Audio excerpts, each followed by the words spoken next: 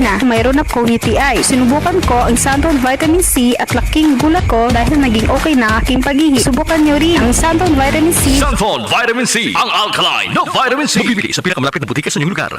Si Mommy at si Washing Machine believe sa Pride Washing Machine Detergent. Hello, Washi! Hello, Mommy! Laundry day na naman! Ready ka na sa mancha, chocolate, putik, libag? Kaya yan ang Pride Washing Machine Detergent. May triple stain-away formula. Tanggal ang makapit, madikit, at malupit na dumit mancha. Easy ang labada. Mula noon hanggang ngayon. All you need is pride. All you need is pride. Pride Detergent, manufactured by ACS Manufacturing Corporation. ISO certified, world-class quality. ACS. Santon Plus Coffee Mix. Ako si Teddy, isang estudyante. Favorite ko talaga ang Santon Plus Coffee Mix dahil walang pangangasim sa tiyan. Suwabe hanggang sa huling patak. Santon Plus Coffee Mix.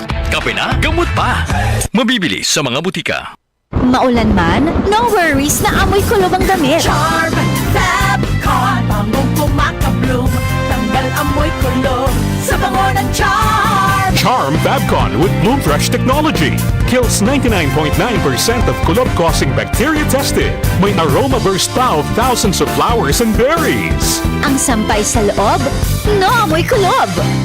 Bangong kumakabloom sa Charm. Manufactured by ACS Manufacturing Corporation. ISO certified world-class quality. ACS.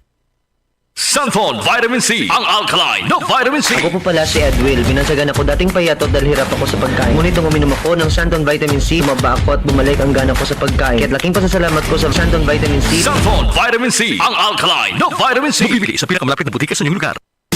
Boom, papaya, white rose papaya, yeah, yeah, yeah. Boom, puti ka in 7 days, oh yeah, yeah, yeah, yeah, yeah, yeah. White rose papaya. New White Rose Papaya. May double whitening ng papaya extracts and vitamin B3. Clinically proven magpaputi in as early as 7 days with regular use. Boom, puti ka, white rose papaya, yeah, yeah, yeah, yeah, yeah. Papaya puti, papaya fast. White Rose Papaya with vitamin B3. Manufactured by ACS Manufacturing Corporation. ISO certified world-class quality. ACS. Santon Plus Herbal Capsule. Ako si Joseph. 5 years na akong Santon Plus Herbal Capsule user. Walang ibang gamot na nakapagpagaling sa aking cirrhosis of the liver, kundi Santon Plus Herbal Capsule lang. The best talaga. Santon Plus Herbal Capsule. Mabibili sa mga butika. Let's rock and roll on February 15 with Mike Tramp of White Lion on February 15, Saturday, 8 p.m. at SM North EDSA Skydome. Also featuring Pancake 80. Tickets are now available at SM Tickets online and outlets nationwide. This event is presented by DMC Philippines, Midas Hotel and Casino, To Go, and DZXL 558. Blessed day, everyone! Ako po si Venus Ra. Akala ko conquering the universe was the ultimate. But there's more. Dahil tinawag ho ako ng Panginoon for a major purpose. To guide the youth, help communities, and to bring others closer to Him. Kaya I take care of my health through proper diet, exercise, and MX3 capsule. I am ready to serve. Kasi para sa Panginoon, hindi lang ako 4th runner-up. First place ako sa puso niya. Mahalagang paalala, ang MX3 capsule ay hindi gamot at hindi dapat gamiting panggamot sa anumang uri ng sakit. MX3. Tested and proven with alpha, beta, at gamma mangosteen. Para di madaling masira ang ngipin ng pamilya, ngayon pa lang, Unique toothpaste for brushing every after kumain. dahil ang unique toothpaste may Max Protect formula. Ngipin ay Max Alaga, Max Protektado pa. Helps stop cavities even before they start, while keeping breath fresh with regular use. Unique toothpaste for brushing, para siguraduhin ngipin ay Max Alaga, Max Protektado pa. Unique Max Alaga, Max Protektado with unique toothpaste maximum fluoride protection. Manufactured by ACS Manufacturing. ISO certified world-class quality. ACS. Ito ang DZXL News. 558 kHz. 6 na dekadang maaasahan sa balita at serbisyo publiko. Ang himpilan ng RMN Network sa Mega Manila. Live sa radio at online. Oras 10:02. malaki man o sa maliit na paraan, pwede kang maging bayani sa sarili mong kakayahan. Kwentong Bayani. Tunghayan ang mga storya ng bawat individual at organisasyon na siyang magbibigay ng inspirasyon sa mga komunidad, lipunan at sa bawat mamamayan. Kwentong Bayani. Kwentong Bayani. Kasama si Jojo Armenta at Radyoman Jenny Pahilanga sa Kwentong Bayani. Dito sa DZXL 558 Radyo Trabaho tuwing Sabado alas 10 hanggang alas 11 ng umaga at sa Facebook page ng RMN DZXL 558 Manila. Kwentong Bayani. Kwentong Bayani. Hatid ng Benita at Catalino Ya Foundation at ng RMN Networks. Kwentong Bayani. Kwentong Bayani. Magandang umaga po ng Sabado sa inyong lahat. It's February 15, 2025. It's payday. It's post-Valentine's Day sa inyong lahat. Radyoman Jenny Pahilanga and with me, of course, my partner, Jojo Armenta. Partner, belated Happy Valentine's Day. Good morning. Good morning! Magandang umaga po. Happy Valentine's Day sa inyong lahat, sa mga nakikinig at nanonood. Feel ko ang iyong pag-awit. Oo, ang ganda ng boses. Ayan naman. So, kamusta naman ang Valentine's Day natin, partner? Well, yesterday I just work, pero after sa gabi, medyo lumabas kami ng mga friends and celebrate. Sobrang daming tao sa labas, partner. Nasa Makati ako eh. Oo.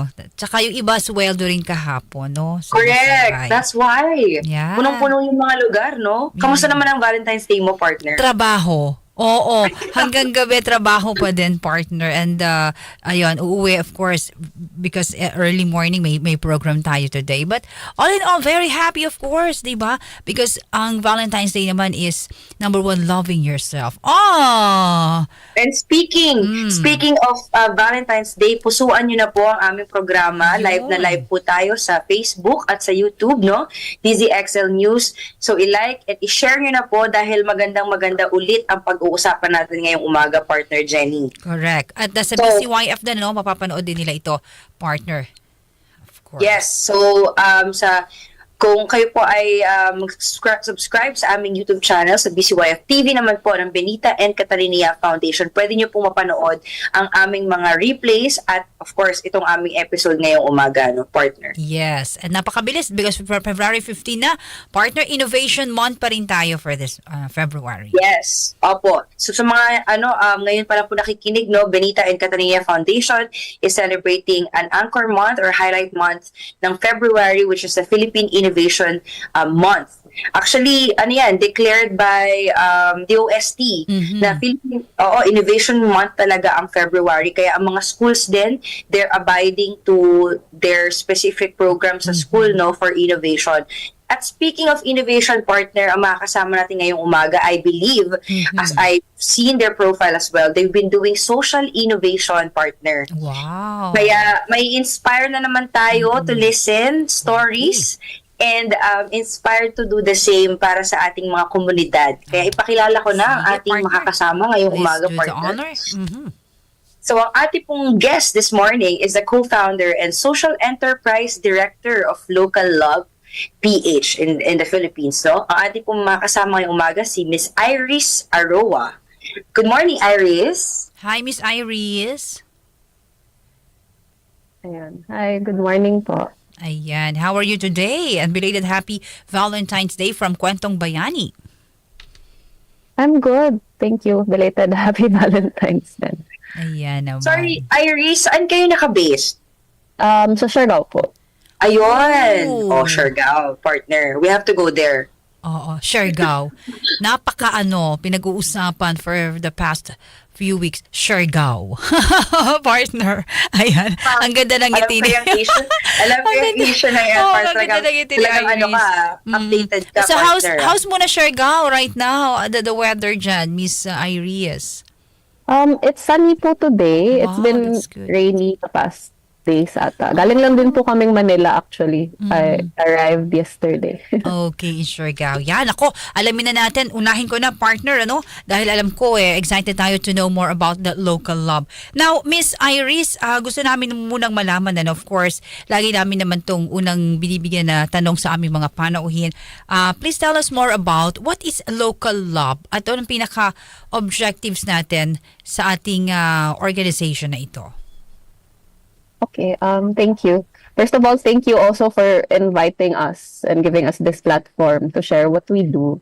So, Local Lab, we're a grassroots NGO based in Siargao.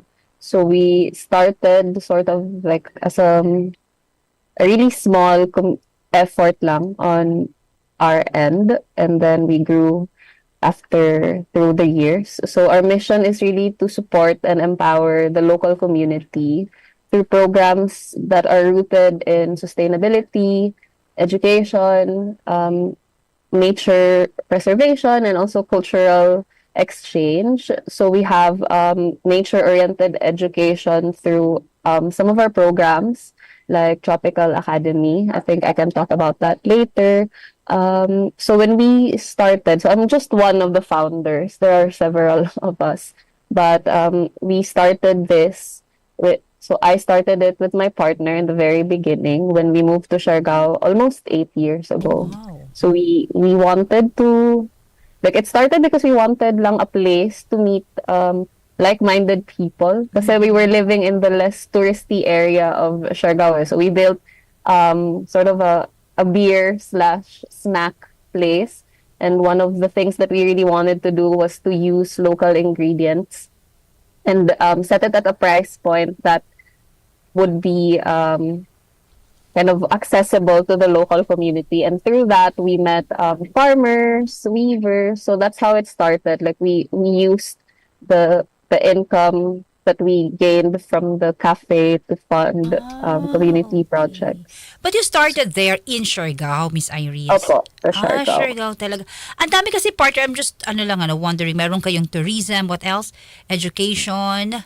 Ano ba yung nasabi mo kanina, Miss Iris? Yes, so, education, nature preservation. Oh, yeah, preservation. Oh. Yeah, because it's important. Siargao is known for its scenery and preserving that is really important. Sustainable livelihood opportunities din po because tourism is a big draw to the island. It's the main source of livelihood, but we need to think of how to make that last and hindi lang yung parang extractive. And lastly, I think I mentioned cultural exchange. Yeah, cultural, yes. Yeah. So, I think that, I'm not from Siargao, but I'm from Surigao del Sur. So that's a province that is nearby. Of course. And when I first saw Siargao, I was really amazed because it felt kind of like my home, but the culture was very parang prominent. Like a lot of the people when they visit Siargao, they always say that they like the warmth of the people, and we feel as an organization that it's important to really push that forward, na parang hindi siya na-gentrify at the end, and also facilitate an exchange so visitors can learn a lot from the local community, and the local community can also get inspired by all the visitors coming through the island. So you focus talaga more on Siargao. For now, yes. For now, yes. Thank you very much, partner. Yeah. I'm very curious lang, Iris. I know you guys started a simple beers and snacks and gathering of people, no? Pero ikaw personally, we want to know, do you really have that heart na of doing volunteer work and doing something for your community ever since before? Walk through us with your story. Good question. Personally, I really didn't expect that I would go to this path. I think on a personal level, when we started the roots of the organization, it was, as I mentioned, I really related to the place. Growing up from a small province and then studying in the city, when I was younger, I was very shy of where I came from, the language. But I wanted to really sort of pretend na, okay, I didn't come from a small town. But then when I visited Siargao, I loved how the local community was really proud of, parang everything about Siargao life. And for me personally, that was sort of one of the motivations, is to kind of really promote the local culture, the local livelihoods, and not be like, okay, this is what the tourists want, so this is what we should do. Parang more on like, this is what visitors come here for. And then it also is really, for me, community-driven sustainability. So like making sure that the community has a voice in what we're doing, and that we're doing it with them. Yung parang we're not imposing. And that for me is a personal advocacy talaga, that in everything we do, we take into account the needs, the desires, and the aspirations of the community we work with. Wow. Pero saan ba talaga nanggaling yung local love? Yung name po. Yeah, itself. Yeah. So we call it local lab kasi local, we wanted to champion nga the local community. The local community. Yeah. And lab is sort of short for laboratory. Okay. Because we saw it as sort of like yun nga, a playground or a platform to exchange knowledge, experiences, culture, ganon. So it's like we envision having a lot of these exchanges and learning from each other. So we put those two together. So local lab. Local lab. Okay, yes. But who are you actually like targeting? Is it a mix of local tourists and foreigners? Like, sino yung mga ginagather nyo usually? Everyone. Of course, the local community is one of our main stakeholders talaga. But knowing also that we are operating within a tourism heavy island, so we also aim to reach out to the visitors. So not just foreigners, but basically everybody who visits Siargao, we reach out to them. And then also like the businesses or the establishments operating on the island, and people from beyond Siargao also, because we want to be sort of like a model. Like our dream is to become a model for how island communities can also operate sustainably. Yeah. And yeah. We're talking about local love, partner, and Miss Iris. Could you tell us more about ano yung mga projects natin na pwede pong ibahagi nyo sa Kwentong Bayani ngayon, na sabi mo nga na nagkaroon ng malaking bahagi sa mga taga Siargao? Yung pinaka nyo rin, objective ninyo, Miss Iris? Yeah, sure. So we have several projects that are kind of interconnected. We're looking at it, I guess, in a more holistic, community-led approach.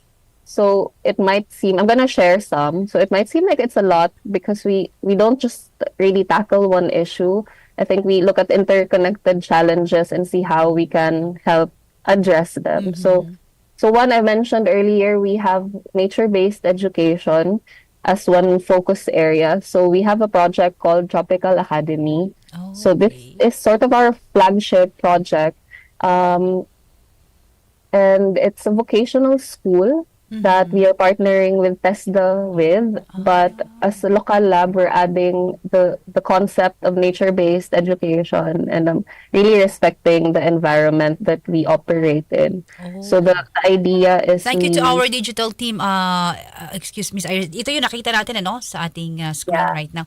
Thank you to our digital team, of course. Please go ahead. Continue, Miss Iris. Thank you. So this is our... ito yung Tropical Academy, and the idea is to provide also practical skills that the community can use to sort of really reap the benefits of tourism, but also not forgetting that we are operating in a protected island. Kasi so there's always the notion that we have to insert respecting and preserving nature to it. And speaking of education, also we have a journalism and storytelling club that we started in one of the high schools up north of the island. So we did this during the pandemic, and the idea was to really train the local youth to tell their own stories, because a lot of the narrative that comes out of Siargao is they're written by people who are not from the island. And we believe that storytelling is a really powerful tool in creating change. Kaya nga parang, yeah, I'm grateful that we have also this platform with you. So we wanted to capacitate the young, the next generation to not be afraid to tell their story. And of course, parang because we're operating in a tourism island again, so we do a lot of projects related to sustainable livelihood. So for that, we have an immersive tour. I talked about our cafe also. So through these platforms, we're able to give the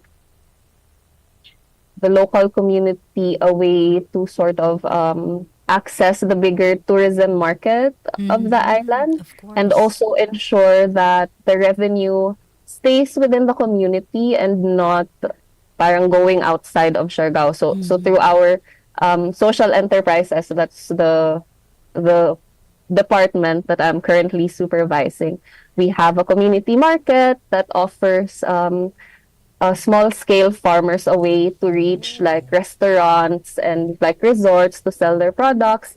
We host immersive tours. So we in the beginning we asked because there are weavers on the island na parang they were shy to really take advantage or put their products forward, because in the beginning they thought that people weren't interested in it anymore. So we inspired them. We asked them if they were willing to give workshops to tourists as a way to augment their income also. So now we've been doing it for almost 7 years. Wow. And it's really helping them earn extra also. And they taught their kids na, so at least the craft doesn't Sunod-sunod na, yeah. disappear.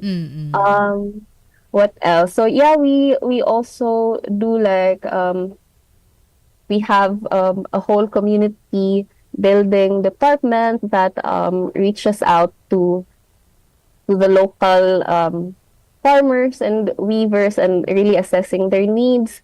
Because one of our main, like I think you showed in the photo earlier, we have a composting facility and a demo farm. Yun pala yun. And the goal of that kasi is to be a model for nature-based resilient food systems. Because like as we mentioned, like a lot, like the island experiences a lot of influx of people coming in, and like food is such a big, hindi naman siya issue, but it is an important topic that we need to be talking about, because a lot of the food that is consumed in Siargao, they come from outside sources. So they're sourced from outside the island, and we're trying to build a food system that is self-sufficient, that can help us become self-sufficient. And yeah, I think a really big undertaking that we did was right after Typhoon Odette, where we helped in disaster response. And we're also using our experiences learned from those to kind of develop more disaster resilient solutions that are led by the community. Dami ha? Oh. Very good, very good. Yeah. Thank you. Medyo madami. Yeah. How many years na nga kayo, Iris, the local lab? Yes. So we started, my partner and I, we started it in 2017, but it wasn't officially an NGO yet. So officially we registered with the SEC in 2019. But from up until 2021, we were really just a group of volunteers. We had other jobs. So in the beginning, it was me and my partner, and then we met Ate Annalyn. She's a local, and she became the third co-founder. And after a few years, we met Kara, and she became like the fourth co-founder. So up until 2021, it was mostly just the four of us doing this as beside our day jobs. And then after Typhoon Odette, our team really grew. So we're now a team of about 50 people. Yeah. That's good. So, kasi kaya ko tinanong partner, kasi Iris, isingit ko na, no? BCYF, Benita and Catalonia Foundation, is actually awarding and recognizing social enterprises. So I think hearing all these programs and innovations and projects for communities, I think you guys are already qualified to be recognized in the Developmental Social Enterprise Award. So it's every July kasi yun talaga yung parang enterprise month, social enterprise month. So I think I will be personally nominating you guys for this award for this year. So I'll be expecting, we'll keep in touch for that, no? Pero yun, nabanggit ko, I think you guys are qualified for that. And you've been doing a lot. Parang kaya natanong ko parang, for the past years, no? Mapa pandemic, mapa hindi pandemic, no? You guys been acting and really doing something for the community in Siargao. So that's really, really good. The next question I want to ask, actually, Iris, is like, who do you guys stop to partner and collaborate with? Or are there any organizations or even government in Siargao, local government? Yes. Do you partner with them? Opo. So we I think we acknowledge as that we can't do this alone. I mentioned that in the beginning, we just wanted to do good and to connect with our community. So we're not experts. That's why we really tap into a lot of other groups and organizations. So yes, we work a lot with the local government, especially where we're based. So we think we're accredited in 4 municipalities in Davao. We also have partnerships with, as I mentioned earlier, TESDA, Department of Agriculture. So that's on the government side. tourism. Through our tourism, Department of Education, through our journalism club also. We're partners with bigger NGOs, like international NGOs, such as the United Nations. We actually just got a grant from the United Nations Development Program. We worked also with the International Labor Organization recently. And then, of course, we have more private partners. Like we hosted, I think, 2 or 3 universities from Europe to kind of like do a study with us and with the community. We have private partners. I can't mention them all. Sorry. Ano ako sa question, but they're on our website, so it's really important for us to work with other people and learn from each other. And of course, also all the other businesses and organizations in Siargao, they have been very supportive of what we do. So I think I could say that that's, I guess, one of the things that we are blessed with, is that Siargao is a very prominent area of the Philippines. So a lot of people are drawn to it, and then when they find an organization or organizations that are doing community work, people are automatically curious, should I say. That's good. Yan. Pero una-una, so sino muna si Miss Iris before ka na naging co-founder ng social enterprise? And what is your... As a corporate ka ba? Yes. And what is your personal advocacy? And while I'm looking at to you, na visualize ko din yung mukha ng anak ni Miss ni Pangilinan. Yung babae, partner. Kahawig ni Iris. Oo, kaya ko alam mo yon, yung vlogger din. Oo, anak ni Pangilinan. Ayan, yung mag-artista. Kahawig ni Iris. But who is Miss Iris before ka naging co-founder ng Local Love? And your personal advocacy, of course. Wow naman, Miss. Thank you. So,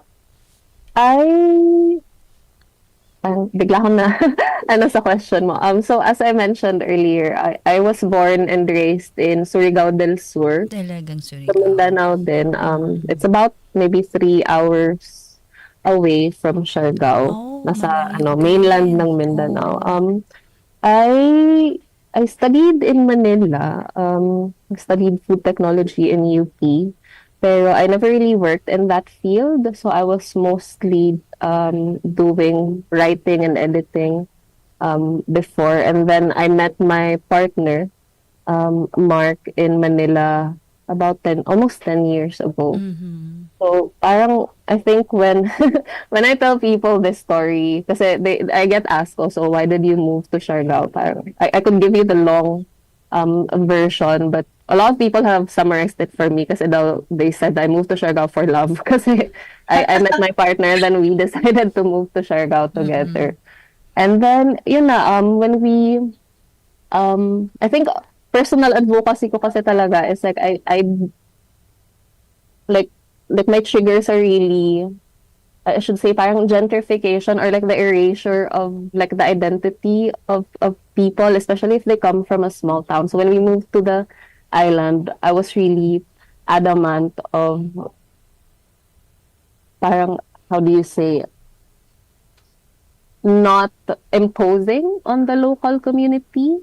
So we do community projects, but we shouldn't assume that we know what they want or they need. So we should always talk and parang have that exchange. So when we started local, I think that's what I wanted, is to not impose. So parang we wanted to preserve the island, but how do we do it alongside the community? I think it's working, yeah. Galing, no? Parang may kilala akong ganyan na tumira din sa Siargao, partner. Love niya na rin ang Siargao ngayon, di ba? It's a beautiful paradise. Move to Siargao for love talaga. For love. Oh, parang si Iris. Okay. But before that, hihinga muna si Miss Iris, partner. Yes, of course. So, magbibigay muna tayong daan sa mga ilang paalala, no? Marami pa po tayong pag-uusapan. Huwag po kayong magpapalit ng, tama ba to?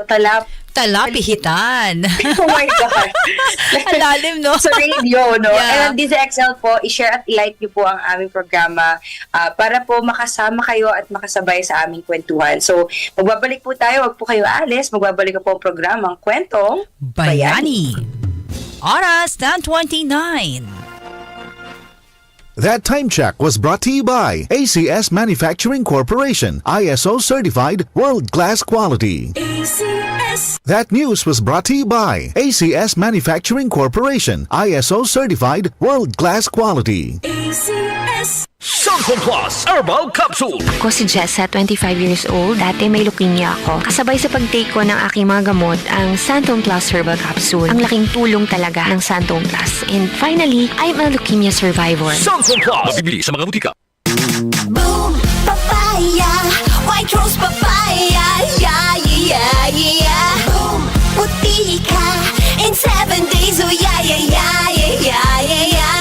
White rose papaya. New White Rose Papaya. May double whitening ng papaya extracts and vitamin B3. Clinically proven magpaputi in as early as 7 days with regular use. Boom, puti ka, white rose papaya, yeah, yeah, yeah, yeah, yeah. Papaya puti, papaya fast. White Rose Papaya with vitamin B3. Manufactured by ACS Manufacturing Corporation. ISO certified world-class quality. ACS. Hi, I'm Kathy Solis, Chief Communications Officer. I love MX3. Matagal na po akong nagtitake nito, kaya mahalaga to sa akin. In my life, I really feel God's love. In my challenges, I really feel that He's always by my side. My body's the temple of the Holy Spirit, so I take care of my body by eating healthy food and doing simple exercises like walking. I'm a believer of MX3. Noon pa man, alaga ka. I'm Kathy Solis, bilib ako sa MX3, kaya ako'y uminom ng MX3. Mahalagang paalala, ang MX3 ay hindi gamot at hindi dapat gamiting panggamot sa anumang uri ng sakit. MX3.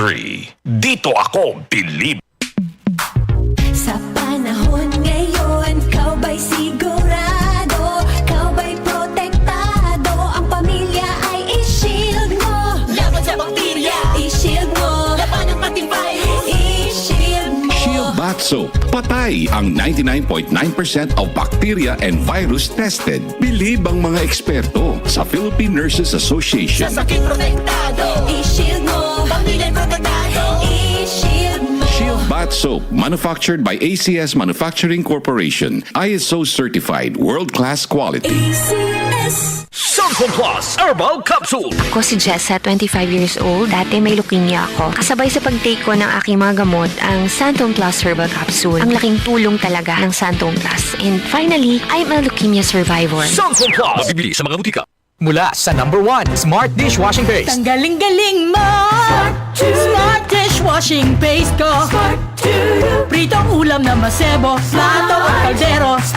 Tanggaling for everyday. Ganyan pag Smart ang dishwashing paste. May double tanggaling formula. Tanggal galing ang sebo at bakterya. Bahid para walang bahid. Linis fantastic sa metal at plastic. Number 1 ko to. Tanggaling-galing mo. Smart dishwashing paste. Heavy duty linis bawat pahid. Smart dishwashing paste, manufactured by ACS Manufacturing Corporation. ISO certified, world-class quality. ACS. Bayanihan, pagtutulungan, sama-sama sa mga pagsubok o kalamidad, nagkakaisa upang gumaan ang pasanin ng bawat isa. Tandaan ang sinabi, magpasan kayo ng mga daladalahin ng isa't isa. Galatians 6:2.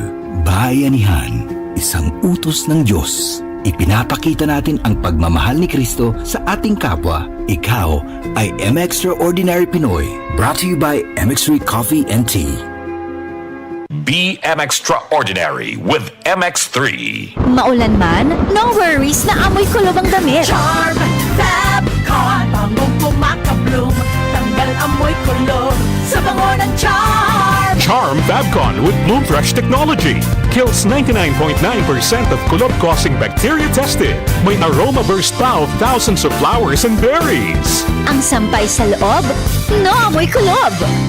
Bangong kumakabloom sa Charm. Manufactured by ACS Manufacturing Corporation. ISO certified, world-class quality. ACS. Iba ka sa lahat. Santhol Plus Coffee Mix. Iba ka sa lahat. Tamang tapang. Sa lasa, panalong-panalo. Santhol Plus Coffee Mix. May kape ka na, may gamot ka pa. Mabibili sa mga butika.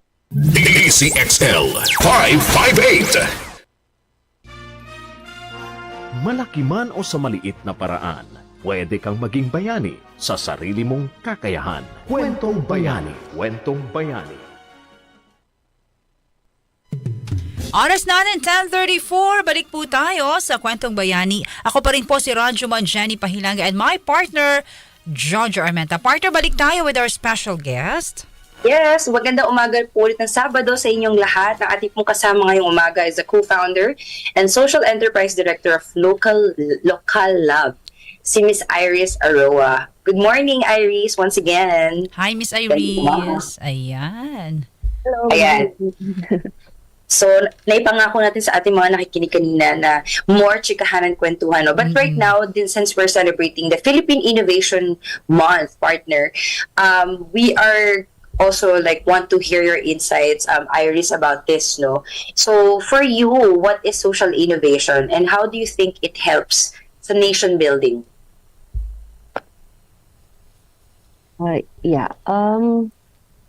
For me, I think just me personally, social innovation is basically addressing social challenges, but finding, I guess, new and sustainable ways to do so. So we can't just go parang as is. We have to really innovate and redefine existing systems so that they're more inclusive, sustainable, and driven by the community. So I think with this mindset, it really helps nation building because it ensures that, for example, with the work that we do, local communities have ownership over their own progress kasi they're part of solution making instead of just parang relying on external help or external inputs. So, yeah, I guess that's how I see it. Yeah.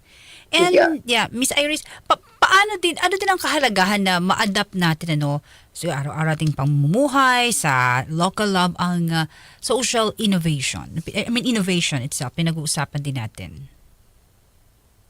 I think for us, traditional solutions kasi they're not necessarily parang working for the challenges of today. We have a lot of issues or challenges that we're facing as a society that are different from before, parang climate change. Yes. For example, in the context of Siargao, there's tourism is bringing about economic and inequality, cultural erosion, sometimes through gentrification. So we see it as an opportunity to create approaches that are more creative and localized tsaka sustainable.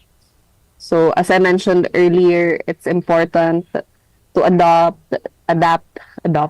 this kind of solutions kasi one, it empowers the communities to really take charge of their own development when they're part of the solution.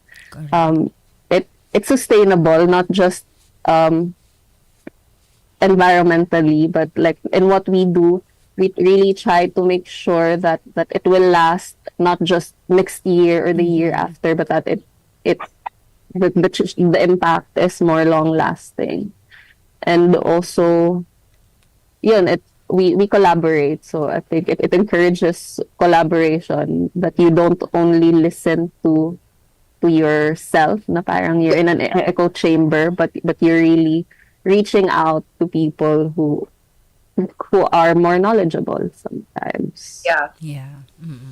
Actually, natumbok ni Iris yung definition ng social innovation when she mentioned about it solves social challenges. Yes. Actually, pwede ka naman kasing mag-innovate, no? There's a lot of ways to innovate. Pero when you say social innovation, it should be really directly hitting and solving a social challenge, no? So and na-mention niya yung sustainability. I'm so glad that you mentioned that, because we advocate sustainability, and we're actually in BCYF, we're empowering organizations to think of not just, create projects that will hindi siya tatagal, like, you're selling out and just one time, big time. Yes. It should always be sustainable. Our founder is always particular with that.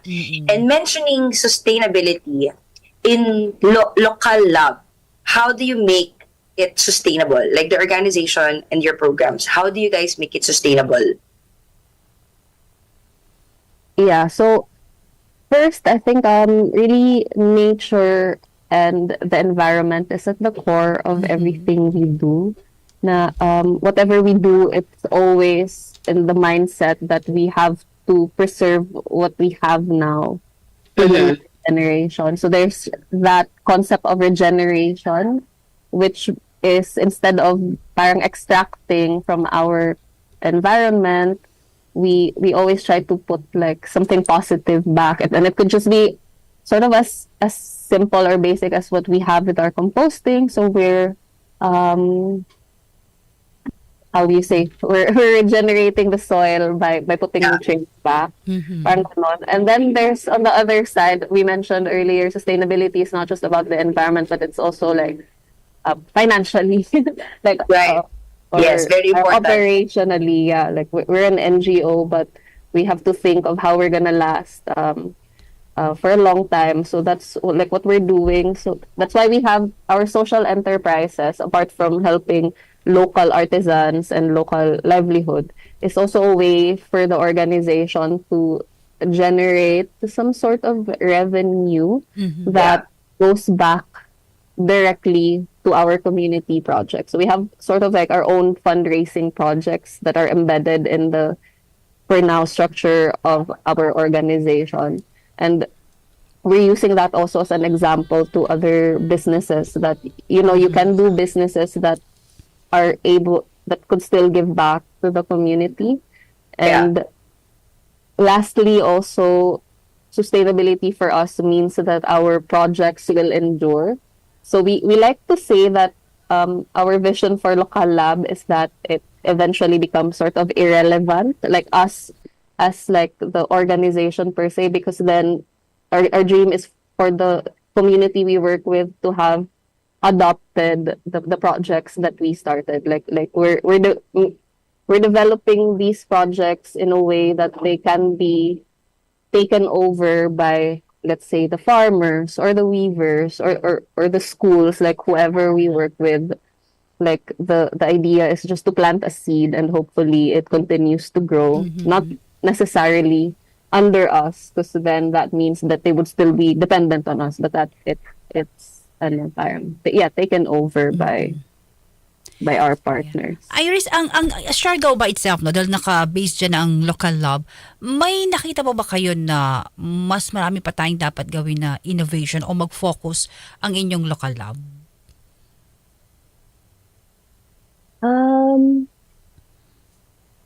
Can you repeat the question po? Di ba nakabase tayo sa Siargao, ano, ang local lab? Meron pa ba kayong nakikita, you as the co-founder, na mas dapat mag-focus kayo sa pinag-usapan nating innovation, yung local lab dyan sa Siargao? I think for us as an organization, yung mga na-discuss ko earlier, those are really, like, especially Tropical Academy, that is something that we really want to, like, we're working on establishing it fully from at this point forward. So we're seeing that as I mentioned, our flagship organization. But I think it's also worth mentioning that we're not just the only NGO on the island. So for us, these are all the things I mentioned are our focus. But there are NGOs also working with plastic waste, maternal health, kids health. So that's, for me personally, a cool thing about Siargao, because people are very active. I guess there's an awareness to preserve the environment and the communities that we are in. O kasi tayo, pag nag-isip tayo partner, di ba, mga kasama, o saan ang punta mo? Either Boracay or Siargao. Dalawa lang yan Boracay, Siargao no? Di ba? Yeah, tourism. And I'm so glad that may ganitong, well, actually, yung marami naman talaga nabanggit naman ni Iris, so marami talagang parang NGOs na din. Like, yung Circle Hostel ni Raf, di ba, meron din sila sa Siargao, I believe. So, kasi yung Siargao, kasi pag sinabi mo, saan ka pupunta? Siargao, ang daming, foreigner, and like, hindi, tsaka, wild. Partner, level up wild yung mga tao pag nagpunta ng Siargao. Pero buti na merong ganitong organization that parang would change the reputation of Siargao in other aspect, no? So, why do you think, Iris, we should adopt, like, for other NGOs or other organizations who are listening and watching, why do you think it's important to adopt social innovation?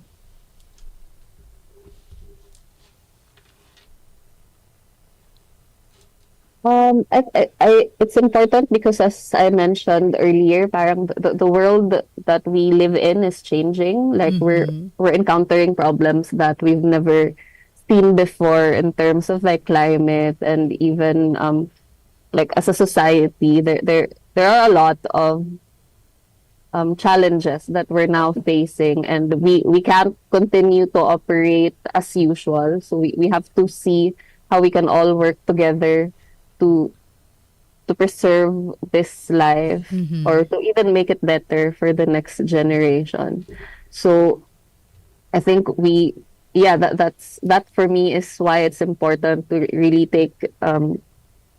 go beyond just innovation and have put the social into it. Basically, think of the people, kasi at the end, Yeah, that's good.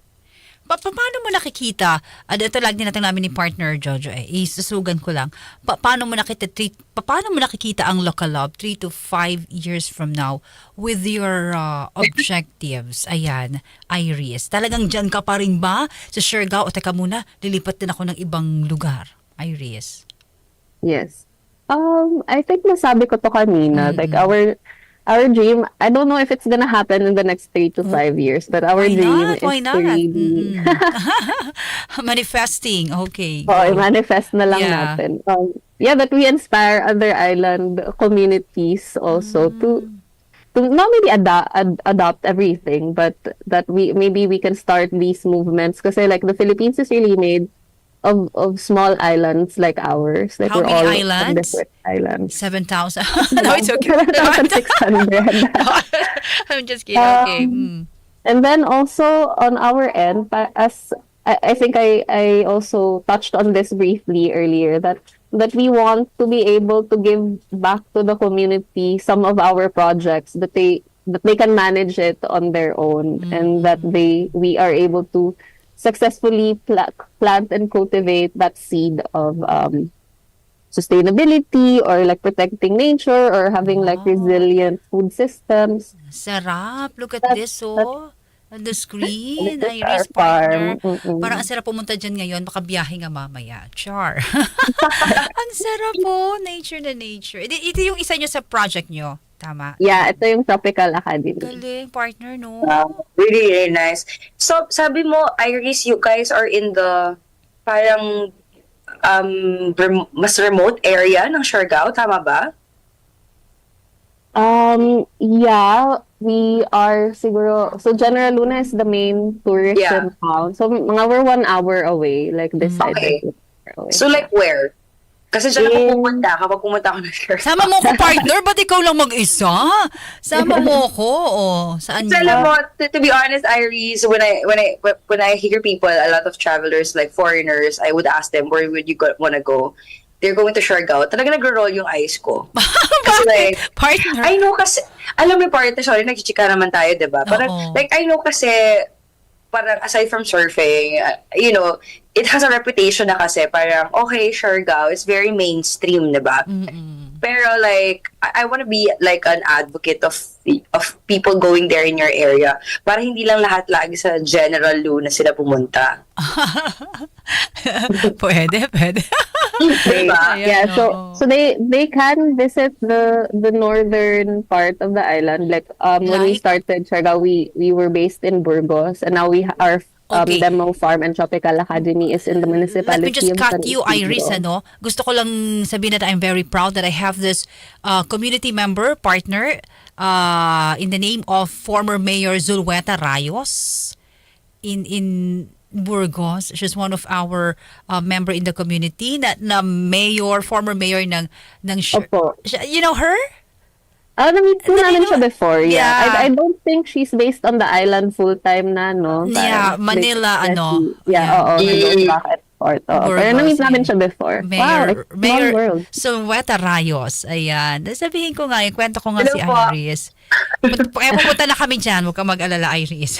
Okay, partner. So you mentioned, Iris, San Isidro na kayo ngayon. Municipality of San Isidro.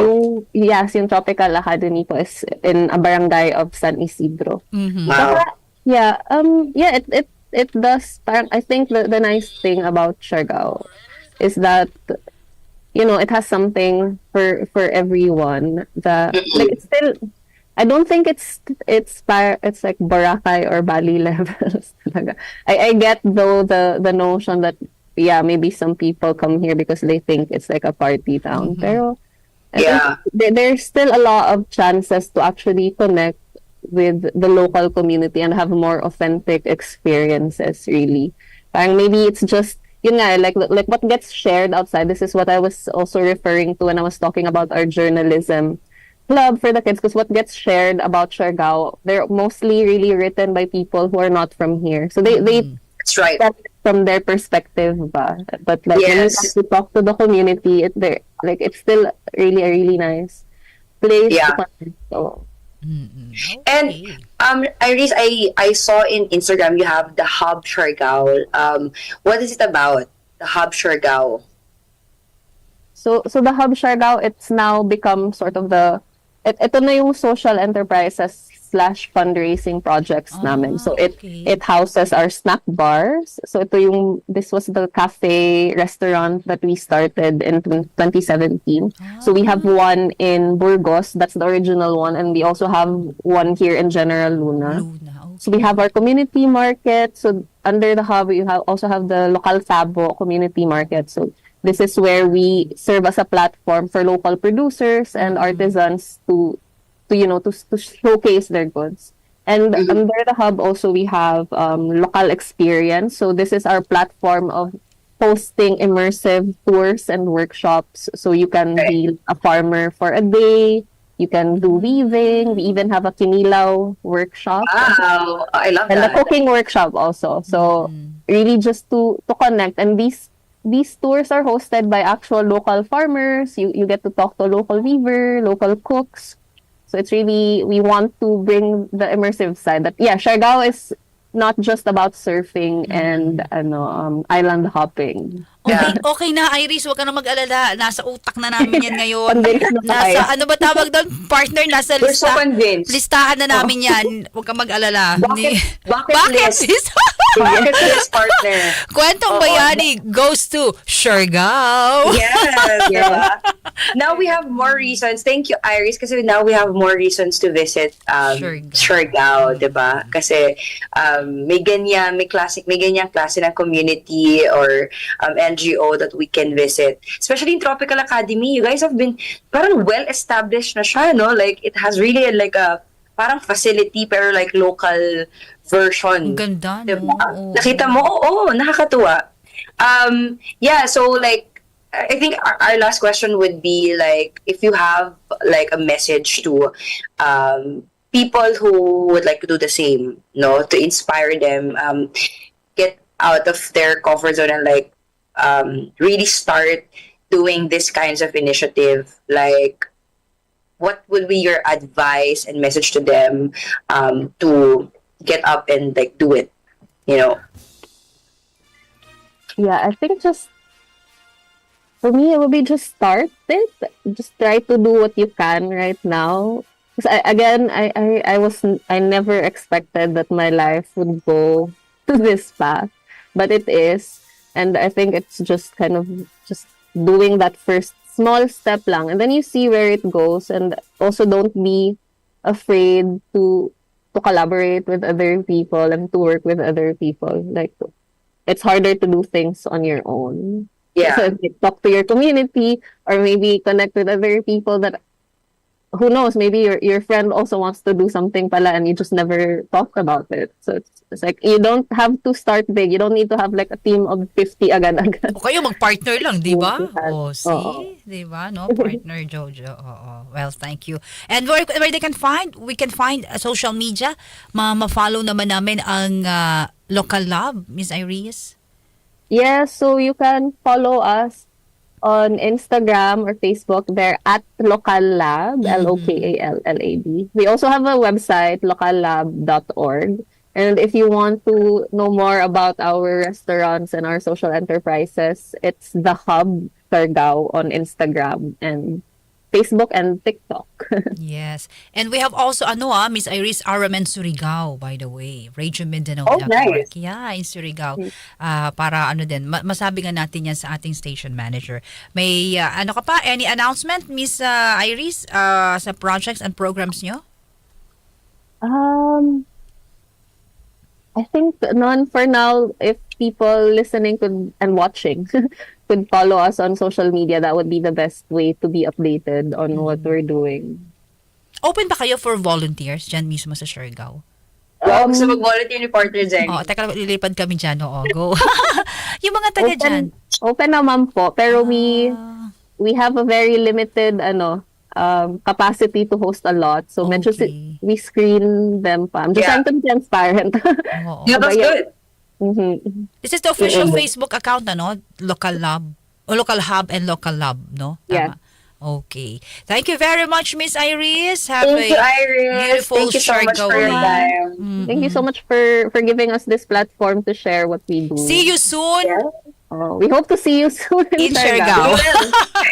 Manifesting for that. This year, di ba, partner? Yes, Tatawa of si course. partner eh.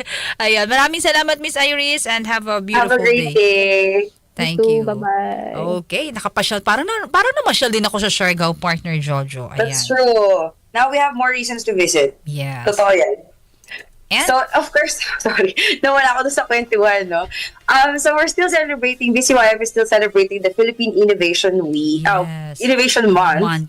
So, we still have the, pwede natin i-flash. So, open na po ang nominations for the Innovation Awards. So, BIA, ayan po. Deadline extended. Akalain mo yun. March 10. So, March 10 na po ang pasahan ng nomination. If you know someone or if that's you who's into social innovation, you can nominate yourself actually and apply or nominate someone for this year's BIA. Check out the Facebook page, BCY Foundation. You can email at BCYFinnovationAward.bia@gmail.com. And yan, awards night on March 28. Extended na po March 10. Mark your calendar. And tumatingting na 1 million po cash prize. And of course, network and mentoring ang pwede nyo pong makuha when you become a finalist actually and win the award. Alam mo, partner, yung maging finalist ka lang ba? Malaking karangalan yun. Correct. So, sali na po kayo, no? Huwag na po palagpasin yung pagkakataon. Yes. And of course, in behalf of the team of BCYF and our founder, Mr. Tony Yap, thank you so much po sa inyong panonood at pakikinig. I-watch po yung replay sa BCYF TV sa YouTube para po makakatch up kayo na sa aming episode today. So, maraming salamat kay Iris. And of course, thank you so much, partner, thank you, partner, for having this morning. So, once again, my name is Jojo Armenta. Thank you very much, partner Jojo. Have a nice day. Mga kasama, yan po. Thank you. Mga kasama, yan po si partner Jojo Armenta mula po naman sa BCYF. Ang programang ito hatid sa inyo ng RMN at ng BCYF po, ang Kwentong Bayani. Bago tayo magpaalam at susunod po ang programang Usapang Trabaho Weekend Edition ni Radyoman Lupang Aniban at Radyoman Glendal Rosario. Narito muna po ating mga Radyoman para sa ating mga balita. At tabay po tayo sa ilang sandali. Papapasukin natin ang mahalagang balita na ating mga radyoman ngayong pong araw na ito ng Sabado. Ayan, February 15, araw ng sweldo. At yung mga hindi po nakapag-date daw kahapon, Radyoman Jenny, hahabol ngayong Sabado at bukas Linggo, di ba? Yung mga pamilya, mag-asawa, mag-boyfriend-girlfriend, di ba? Ay talagang tuloy-tuloy ho ang celebration ng Valentine's Day until tomorrow, Sunday. Ayan, ito naman. MRT3 makakapagsakay pa ng 15% ng mga pasahero sa pagsisimula ng EDSA rehabilitation. Alamin nga natin ang balitang yan mula kay XL Radyoman 5, Chanel Salazar. DZXL Radyoman Report. Inaasahang tataas pa ang bilang ng mga pasahero makakasakay sa MRT3 sa sandaling simulan na ang rehabilitasyon sa EDSA sa Marso. Ayon kay MRT3 General Manager Engineer Oscar Bongon, sa ngayon ay nasa 80 to 85% ang kanilang load factor kaya kaya pang magsakay ng hanggang 15% ang kanilang mga tren. Pero sabi ni Bongon, hindi naman sa MRT3 lamang pwedeng sumakay ang mga pasahero dahil pwede pa rin namang gamitin ang mabuhay lanes para sa mga may sariling sasakyan o sa mga gumagamit na ibang uri ng transportasyon tulad ng taxi, TNVS o maging ng mga jeep. Tiniyas din ng MRT3 na may mga reserba silang tren sakali magkaroon ng aberya ang mga tren sa Riles. Sa kasalukuyan ay nakapag-ooperate ang MRT ng 18 tren sa peak hours pero sa kabuuan ay meron silang 21 tren na pwedeng maging pamalit kapag may nagkaaberyang bagon. Kasama mo sa palasyo ng Malacanang, Radyoman 5, Chanel Salazar, Tatak Arimen, DZXL 558. Maraming salamat, Radyoman Chanel. Claveria Masbate, niyanig ng magnitude 5.1 na lindol. Detalye mula kay XL Radyoman 3, Silvestre Rambolabay. DZXL Radyoman Report. Radyoman Jenny, dakong alas 8:28 kanina ng yanigin ng magnitude 5.1 na lindol ang timog kanlurang bahagi sa bayan ng Claveria, Masbate. Sa kalalabas lamang na report ng Philippine Institute of Volcanology and Seismology of PHIVOLCS, tectonic ang origin ng lindol na natukoy sa lalim na 10 kilometro sa Claveria, Masbate. Dahil dito ay nakapagtala ng intensity 3 sa city sa Albay, Legazpi, Albay, habang nakapagtala naman ng instrumental intensity 3 sa Legazpi, Albay, intensity 2 sa Tabaco, Albay, Masbate at Milagros, Masbate, intensity 1 sa city of Iriga, Ragay, Tinamba, Camarines Sur, Batuan, Masbate, Gumaca, Lunanay, Quezon, sa Bulusan, Sorsogon.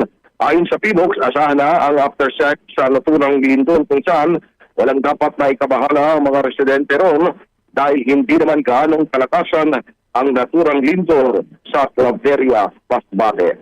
Kasama mo sa Quezon City, Radyoman 3, Silvestre Rambolabay, Tatak Arimen, DZXL 588. Maraming salamat, Radyoman Silvestre Rambolabay. Mga maliliit na mangingisda inaasahang tututukan ng bagong liderato ng Bureau of Fisheries and Aquatic Resources o BFAR. Detalye ng balitang yan mula kay XL Radyoman 1, Grace Mariano. DZXL Radyoman Report.